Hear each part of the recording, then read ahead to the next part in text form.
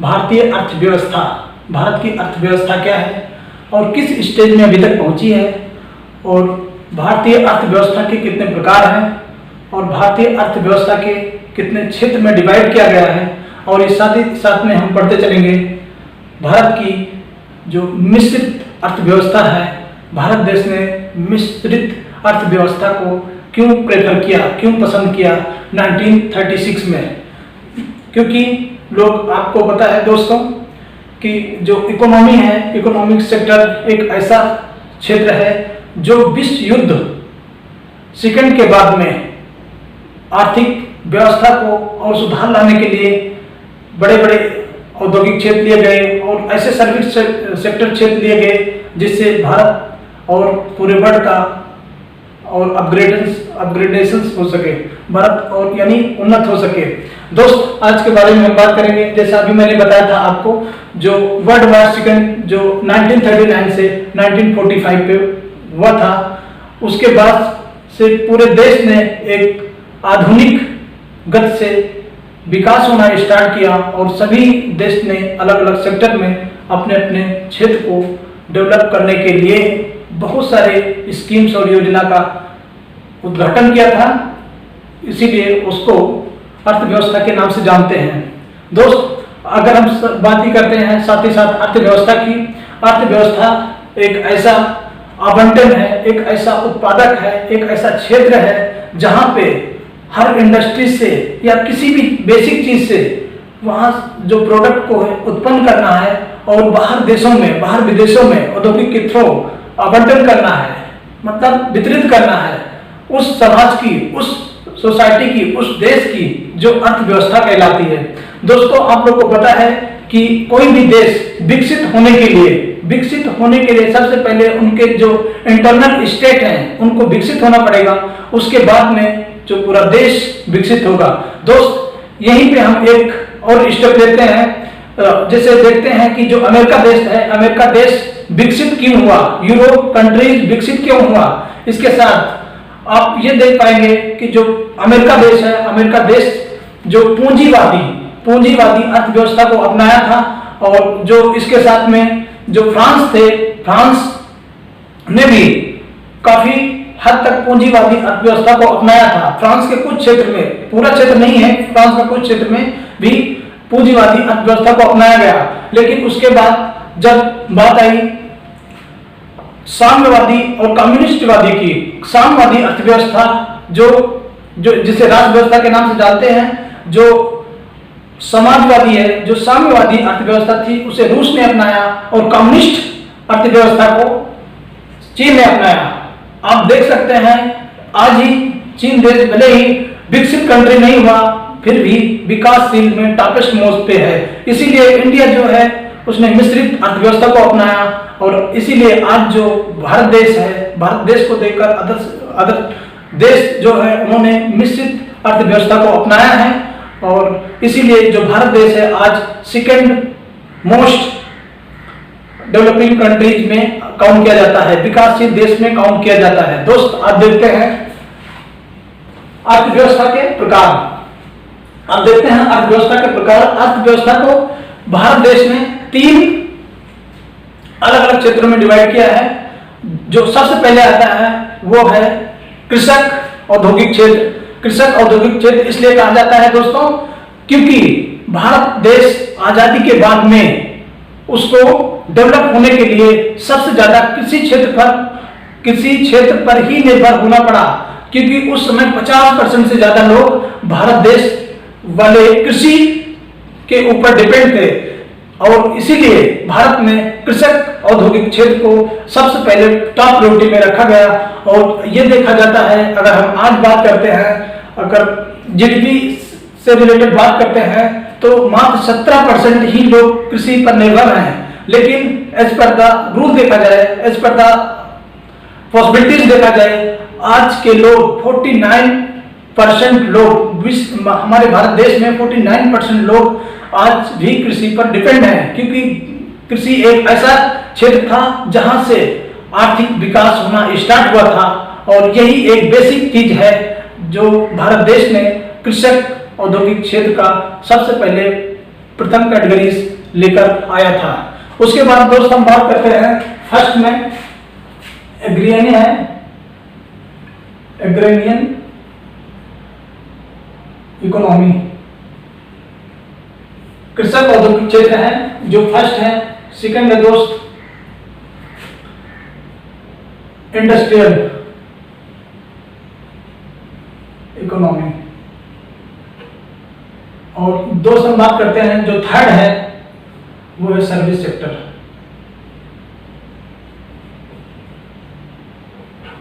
जो service sector जो अभी हम बात करेंगे दोस्त फर्स्ट हो गया, अभी सेकंड की बात करेंगे। जो सेकंड इकोनॉमी है वो है इंडस्ट्रियल इकोनॉमी, जो औद्योगिक क्षेत्र है। दोस्त ये देखा गया कि 1949 के बाद में जो भारत के अलावा जो अदर देश थे, जो यूरोपियन कंट्रीज था, चीन देश था, और इसके अलावा जो रूस था, यहाँ पे ये देखा गया था कि इंडस्ट्रीज से जो इंडस्ट्री है, जो औद्योगिक क्षेत्र है, इससे जो विकास को एक आर्थिक मोड़ पर लाने का एक सुगम स्तर स्थापित करने के लिए जो उद्योग क्षेत्र है वो एक महत्वपूर्ण भूमिका निभाई। और हालांकि वो आज कंट्री जैसे Europe, Britain, France and Japan, और ये ले लेते हैं अमेरिका, ये सब कंट्री जो हैं ये सब विकसित कंट्री हैं।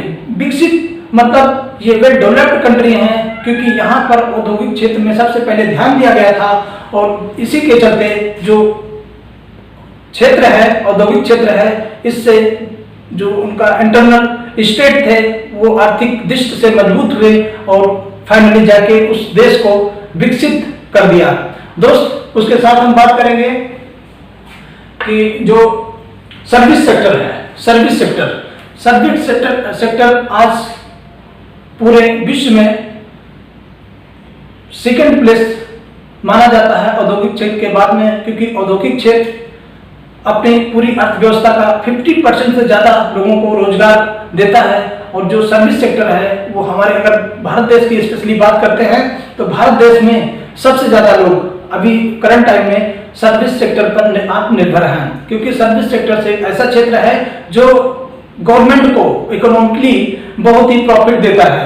दोस्त उसके साथ हम बात करेंगे अर्थव्यवस्था के क्षेत्र कितने प्रकार के अर्थव्यवस्था के क्षेत्र हैं भारत देश के अंदर, क्योंकि भारत देश को मिश्रित अर्थव्यवस्था अपनाई है।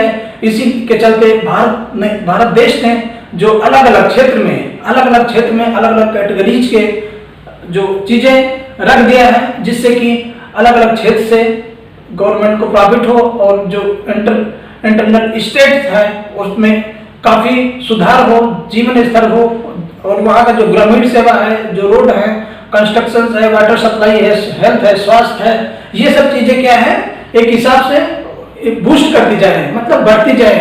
क्योंकि इकोनॉमी का एक फाइनल स्टेज ये है कि हर उस शख्स को जो जीवन यापन करने के लिए सभी सुलभ चीज होनी चाहिए, तभी जो इकोनॉमी है उसका मकसद कंप्लीट होगा। क्योंकि इकोनॉमी एक ऐसा वर्ड है, इकोनॉमी आर्थिक व्यवस्था एक ऐसा वर्ड है, बगैर किसी भी लोगों के ये पूरा कंप्लीट नहीं हो सकता है। क्योंकि हर एक उस सिंपल साधारण आदमी, गरीब आदमी को निरस्तर जीवन व्यतीत करने के लिए जो बेसिक रिक्वायरमेंट है, खाद, पानी, दवा, है जो भी चीजें हैं, ये सब उसको प्रोवाइड करना है। दोस्त इसी के चलते जो भारत का क्षेत्र है, जो भारत का अर्थव्यवस्था का क्षेत्र है, वो 3 पार्ट में डिवाइड किया गया है, प्राइमरी, सेकेंडरी एंड टर्शरी। मतलब 3 क्षेत्र में, जो प्राइमरी है, प्राइमरी में लोग आप ये देख रहे हैं, जो प्राइमरी क्षेत्र है उसमें जो एग्रीकल्चर को सबसे पहले रखा गया है। एग्रीकल्चर के अलावा इस क्षेत्र में जो मत्स्य पालन है और पशुपालन है, उत्खनन है, ये सब चीजों को जो एक बल्क में, एक बहुत बड़े बल्क में लोगों को रोजगार जो प्रोवाइड करता है, उसको फर्स्ट कैटेगरी भारत सरकार के द्वारा दिया गया है, उसको प्राइमरी मतलब फर्स्ट दिया गया है, फर्स्ट कैटेगरी दिया गया है। और सेकंड कैटेगरी उसको दिया गया है जो अर्थव्यवस्था को उससे भी और ज्यादा बढ़कर जिस पे लोग डिपेंड हो रहे हैं आज के देश में। जैसे आप लोग देख रहे हैं कि जो इंडस्ट्रियल उद्योग हो गया, इसमें जैसे बिस्किट का एक उद्योग हो गया, या कपड़े बनाने का उद्योग हो गया, इस्पात का उद्योग हो गया, और इसके अलावा केक का उद्योग हो गया। इसमें क्या है, एक बल्क में एक जगह लोग रहकर काफी इम्प्रूवमेंट कर रहे हैं और एक अपना एम्प्लॉयमेंट का हिस्सा शेयर कर रहे हैं। इसमें भी लोग एक बल्क में आते हैं, कंपनी में आते हैं और कितने रोजगार को फैला देते हैं, यानी कि इस रोजगार से भी लोगों को कितना प्रॉफिट हो रहा है। इसलिए इस अर्थव्यवस्था को सेकेंडरी अर्थव्यवस्था के नाम से जानते हैं। अगर हम बात करते हैं दोस्त टर्शरी अर्थव्यवस्था की, टर्शरी अर्थव्यवस्था एक ऐसी अर्थव्यवस्था है जिसे तीसरी अर्थव्यवस्था जानते हैं। ये प्रथम, द्वितीय और ये तृतीय अर्थव्यवस्था है, अर्थव्यवस्था है, ये भी अर्थव्यवस्था है। प्रथम अर्थव्यवस्था, द्वितीय से तीसरी। जो तीसरी अर्थव्यवस्था है दोस्तों, अगर हम इसकी बात करते हैं, जो भारत देश की तीसरी अर्थव्यवस्था है, उसमें स्वास्थ्य, शिक्षा, सप्लाई का वाटर, जो पीने वाला योग्य वाटर, रहने के लिए जो सुव्यवस्थित ढंग से जो सरकार द्वारा जो नई नई स्कीम लाया गया है, उसके अंतर्गत ये तीसरी अर्थव्यवस्था आती है। उसके बाद हम बात करते हैं दोस्त मिश्रित अर्थव्यवस्था की। मिश्रित अर्थव्यवस्था भारत देश ने क्यों अपनाया, इसका एक बहुत बड़ा रीजन है दोस्तों। अगर आपको पता है, जो मिश्रित अर्थव्यवस्था है भारत देश ने सबसे पहले अपनाया था, और इसके बाद में भारत देश के बाद में जो अलग अलग कंट्री के लोग हैं, उन्होंने इंडोनेशिया, इंडोनेशिया के बाद मलेशिया, थाईलैंड, साउथ कोरिया, यहाँ पे आप देख रहे हैं कि इन सभी देशों ने जो भारत की मिश्रित अर्थव्यवस्था को अपनाया है और उनके क्षेत्र में काफी हद तक इम्प्रूवमेंट हुआ है। दोस्त, हम मिश्रित अर्थव्यवस्था की बात करेंगे। मिश्रित अर्थव्यवस्था को देखते हुए जब भारत देश में 1964 में, 1965 में भारत देश में जब विदेशी कंपनी आकर यहाँ पे अपना इंस्टॉलमेंट करना चाहती थी, भारत देश ने उसको मना कर दिया था। बाहरी निवेश को, जो फॉरेन का निवेश था, उसको अपने देश में लाने के लिए मना कर दिया था। इसीलिए भारत देश का इकोनॉमी उस समय बहुत ही कम था। लेकिन जब 1991 में सुधार किया गया, 1991 में जब आर्थिक सुधार किया गया,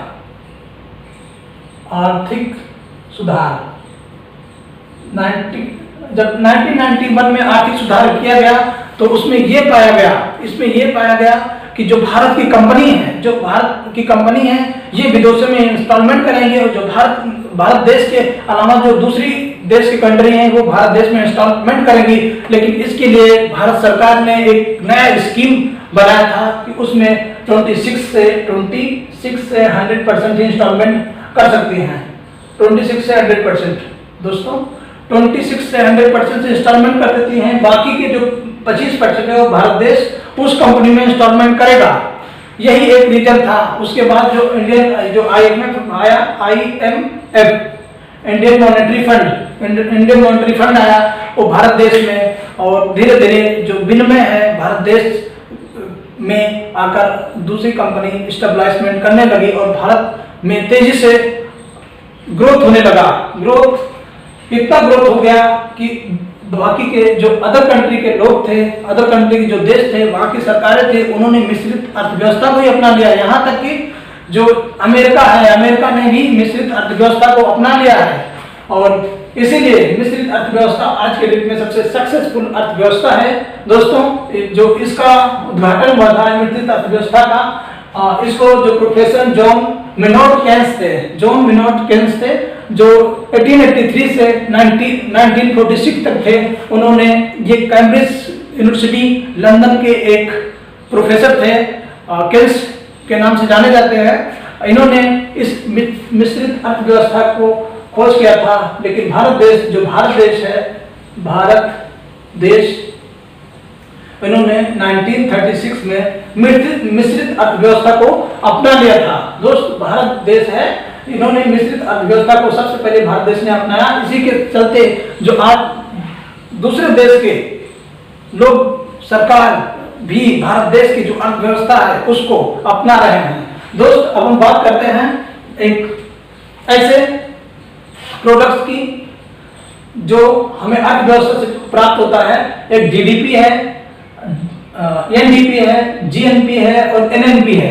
दोस्त आप जानते हैं जीडीपी के बारे में, जैसा कि आप सब लोग को पता है, वो प्रोडक्ट भारत का वो प्रोडक्ट जो भारत द्वारा उत्पन्न किया जाता है और बाहर देशों में भेज दिया जाता है। लेकिन जो यहाँ से जो सामान बाहर देशों में भेजा जाता है वहाँ पे उसका जितना रेट होता है, उसका ग्रोथ जो भारत देश के अंदर बना उस पूरे कंपनी का लागत ही भारत देश का जो एक वार्षिक अनुमान है, जो वार्षिक मूल्यांकन है, इवैल्यूएशंस है, उसको ऐड करके जो भारत देश को ग्रोथ होता है उसे जीडीपी के नाम से जानते हैं। इसका नाम है gross domestic product. Gross domestic product. दोस्तों जो ग्रॉस डोमेस्टिक प्रोडक्ट है, ग्रॉस मतलब टोटल, डोमेस्टिक मतलब होता है घर का, जो हमारा घर का बना हुआ सामान है, प्रोडक्ट मतलब होता है उत्पाद। जो उत्पाद हमारे घर के अंदर बना है, हमारे देश के अंदर बना है, वो भारत देश से बाहर देशों में जाता है और वहां पे जो उसका एक फाइनल रेट होता है, जो फाइनल रेट होता है दोस्त, उसको इंक्लूड करके जो हमारा वार्षिक है, एक वर्ष में जो अर्थव्यवस्था है उसके जीडीपी को जब 1 अप्रैल हर वर्ष में 1 अप्रैल को इस सेलिब्रेट करते हैं। जैसे जो भारत का वित्त मंत्री हैं, जो उनका आर्थिक व्यवस्था है उसको 1 अप्रैल से ही जस्टिफाई किया जाता है, मतलब 1 अप्रैल को इसका पूरा जस्टिफिकेशन किया जाता है। दोस्त उसके बाद हम बात करेंगे एनडीपी की। एनडीपी मतलब national domestic product. National domestic product एक ऐसा चीज है जो भारत देश में जो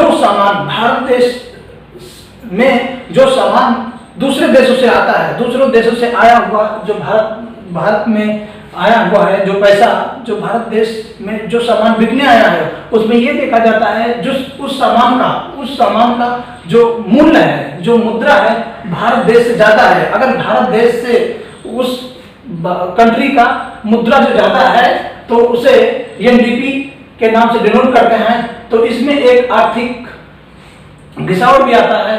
जैसे हम एक एग्जांपल लेते हैं दोस्तों कि भारत देश में अगर एक घर बनाया जाता है, घर बनाने के लिए उसमें जनरली क्या क्या चाहिए, दोस्त आप सकते हैं, उसमें ईंट चाहिए, सीमेंट चाहिए और आयरन का रॉड चाहिए, है ना। इतना चीज बनाने के लिए उसमें फाइनली एक बार बनकर अगर तैयार हो जाता है तो उसमें घिसावट आती है, क्योंकि उसका जो स्ट्रेंथ है टोटल 100 ईयर्स का है। जो घर का स्ट्रेंथ है दोस्तों वो टोटल 100 ईयर का है, लेकिन जो भारत के हिसाब, भारत देश के इकोनॉमी के हिसाब से उसमें एक जो घिसावट आता है उसे डेप्रिसिएशन कहते हैं। उसे डेप्रिसिएशन बोलते हैं। डेप्रिसिएशन में 1% का गिरावट आता है, -1%, मतलब 1% का उसमें गिरावट आता है दोस्तों। 1% का उसमें गिरावट आता है हर साल में, क्योंकि उसका स्ट्रेंथ 100 साल है, 100 साल में उसका 1% प्रति ईयर्स उसमें गिरावट आता है। इसीलिए उसे एनडीपी से डिनोट करते हैं। एनडीपी में क्या हो जाएगा, जो एनडीपी बराबर एनडीपी बराबर जीडीपी, जितना होगा जीडीपी माइनस उसमें कितना डिप्रेसिएशन हुआ, डिप्रेसिएशन हुआ दोस्त। और इसके अलावा आप देखते हैं कि जीएनपी ग्रॉस नेशनल प्रोडक्ट क्या है, जो भारत देश में जो पैसा बाहर विदेशों से आता है, विदेशों से मतलब यहाँ का जो एक निवासी है, भारत देश के निवासी अलग अलग क्षेत्रों में, अलग अलग देशों में फैले हुए हैं, लेकिन आप ये देख रहे हैं कि जो वो लोग कमाते हैं पैसे को, उसका कुछ पार्ट तो वहाँ खाने पीने में खत्म करते हैं, लेकिन अपने घर को बनाने के लिए जो लोग पैसा सेव करते हैं, भारत देश में ट्रांसफर करते हैं, इसका भी सरकार के पास एक डाटा रहता है, और वो जो डाटा है उससे पूरा काउंट किया जाता है। इसमें यह देखा गया है कि जो भारत देश एक ऐसा देश है जो पूरे विश्व में टॉपेस्ट पे है, जीएनपी में, मतलब ग्रॉस नेशनल प्रोडक्ट में फर्स्ट नंबर पे है, क्योंकि जो भारत देश है, भारत देश के जो लोग हैं बाहर विदेशों में सबसे ज्यादा हैं। एक सर्वे हुआ था जो अमेरिका देश ने कराया था, उसमें ये पाया गया कि जो भारत देश है यहाँ के 80% लोग, 80% लोग जो हैं वो भारत देश के बाहर रहते हैं। इसीलिए भारत देश को सबसे ज्यादा, ये प्राइवेट लिमिटेड से बोलते हैं इसे, इसीलिए भारत देश को सबसे ज्यादा प्रॉफिट जीएनपी से होता है, ग्रॉस नेशनल प्रोडक्ट। दोस्तों सबसे ज्यादा जो प्रॉफिट है भारत देश को इससे जीएनपी से होता है क्योंकि भारत देश के जो लोग हैं वो बाहर विदेशों में सबसे ज्यादा रहते हैं और वहाँ जो पैसा पाते हैं भारत देश में भेजते हैं। भारत देश में जो उसे ये प्राइवेट रेमिटेंस के नाम जानते हैं, PRIVATE, private remittance, REMITENCE, remittance, private remittance के नाम से जानते हैं दोस्त। इसीलिए जो भारत की इकोनॉमी है वो सबसे ज्यादा जीएनपी के थ्रू ही मिलती है दोस्त। इसमें क्या होगा, इसमें जीएनपी बराबर जीएनपी कहाँ पे जीएनपी बराबर जीडीपी और प्लस जो ये हुआ फॉरेन मनी।